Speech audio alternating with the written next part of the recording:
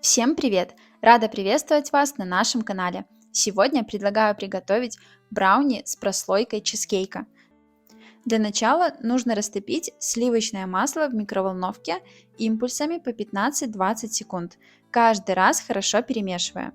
Затем обязательно даем ему остыть до комнатной температуры, чтобы яйца, которые мы будем добавлять в последующем, у нас не заварились. Можно периодически его помешивать, чтобы ускорить процесс остывания. К растопленному сливочному маслу добавляем сахар и буквально щепотку соли. И все хорошо перемешиваем венчиком. Долго мешать не нужно, нам нужно просто, чтобы сахар начал немного растворяться. Дальше добавляем яйца и снова все перемешиваем до однородности. Здесь также долго взбивать не нужно, просто все перемешиваем до однородного состояния. Отдельно соединяем сухие ингредиенты, муку, какао, обязательно просеиваем, чтобы в тесте не было комочков. И все хорошо перемешиваем. Кстати, на нашем канале также есть рецепт классического варианта брауни. Он получается очень вкусный и с насыщенным шоколадным вкусом. Ссылку я оставлю в описании под этим видео. Шоколадная масса должна получиться гладкой и без комочков. В конце добавляем кусочки шоколада и снова перемешиваем. В выпечке я предпочитаю использовать именно горький шоколад, так как он имеет более насыщенный вкус, но также можно использовать и молочный. Шоколадное тесто готово, оставляем его пока в сторону и приготовим массу для чизкейка. Отдельно соединяем яйцо, сахар и по желанию можно добавить немного ванили.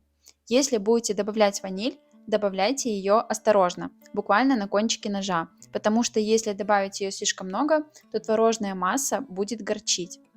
Взбиваем все миксером, долго взбивать не нужно, буквально до появления такой легкой пены. Затем постепенно добавляем творожный сыр. Желательно, чтобы сыр был комнатной температуры.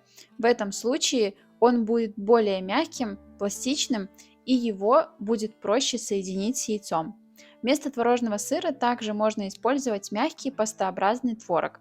Творог с крупинками в данном рецепте не подойдет, только если его несколько раз перетереть через сито. Творожную массу можно взбить миксером или погружным блендером. Должна получиться вот такая гладкая и однородная консистенция. Теперь можно переходить к выпечке.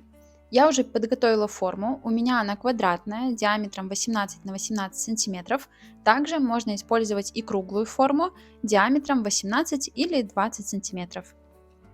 Первым слоем выкладываем большую часть шоколадного теста и равномерно распределяем по всей форме.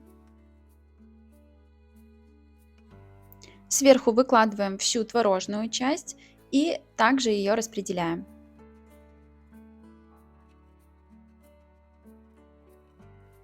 Сверху кладем оставшуюся часть шоколадного теста и шпажкой либо ложкой немного перемешиваем, чтобы получился такой красивый узор. По желанию сверху на тесто можно добавить немного ягод. В данном рецепте отлично подойдет вишня, но также можно взять малину, чернику либо смородину. Желательно, чтобы это была ягода с кислинкой.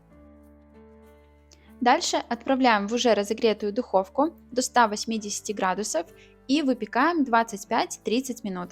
Готовность проверяем зубочисткой. Тесто получается слегка влажным, поэтому небольшое количество крошек на зубочистке допустимо. Оставляем его полностью остыть в форме, затем можно доставать и нарезать на кусочки.